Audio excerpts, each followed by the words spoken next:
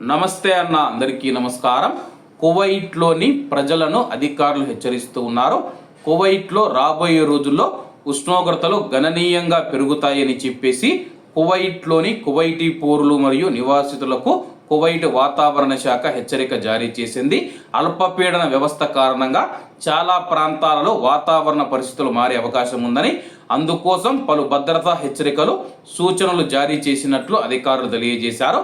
వేడికి ప్రభావితమయ్యే అవకాశం ఉన్న వస్తువులు కానీ, కప్పులు కానీ, అధిక పీడన స్ప్రేలు కానీ, అలాగే హానికరమైన పానీయాలు, వాటి ఉత్పన్నాలు, సుగంధ ద్రవ్యాలు, బ్యాటరీలు వంటివి, పవర్ బ్యాంకులు ఏవైతే ఉన్నాయో వాటిని కార్లలో పెట్టకూడదని చెప్పేసి, అలాగే కారు యొక్క అద్దాలు సులభంగా తెరుచుకునే విధంగా ఉంచుకోవాలని కూడా అధికారులు పేర్కొన్నారు. ముఖ్యంగా కువైట్లో ఉన్న కువైటీ పౌరులు కావచ్చు, ప్రవాసులు ఎవరైతే ఉన్నారో తమ యొక్క వాహనాల ట్యాంకులు ఏవైతే ఉన్నాయో, పెట్రోల్ ట్యాంకు ఏవైతే ఉన్నాయో పూర్తిగా నింపవద్దని చెప్పేసి, సాయంత్రం వేళల్లో కార్లను పార్కు చేయాలని, వీలైనంత వరకు ఉదయం ప్రయాణాలను పరిమితం చేసుకోవాలని కూడా ఆ యొక్క హెచ్చరికలు సూచించింది. ముఖ్యంగా సుదూర ప్రయాణాలలో వాహన టైర్లపైన అధిక భారం వేయవద్దని కూడా హెచ్చరించింది.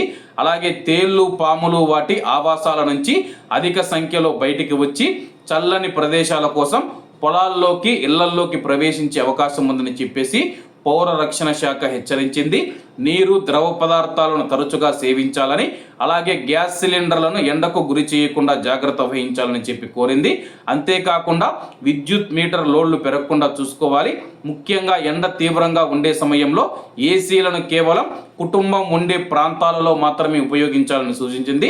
అలాగే కువైట్లో ఉన్న కువైటీ పౌరులు, ప్రవాసులు ముఖ్యంగా ఉదయం 10 గంటల నుంచి మధ్యాహ్నం 3 గంటల మధ్య నేరుగా ఎండ తగలకుండా జాగ్రత్తలు వహించాలని చెప్పేసి అధికారులు సూచిస్తూ ఉన్నారు. కాబట్టి కువైట్లో ఉన్న మన భారతీయులు ఎవరైతే ఉన్నారో ఇటువంటివన్నీ పాటించండి. ముఖ్యంగా డ్రైవర్లు ఎవరైతే ఉన్నారో పార్క్ చేసినప్పుడు మీ యొక్క కారులో మండే స్వభావం గల పదార్థాలు పెట్టవద్దని చెప్పి అధికారులు సూచించారు. కాబట్టి అందరూ బాగుండాలి, అందులో మనం ఉండాలి. అందరికీ నమస్తే అన్న, జై హింద్.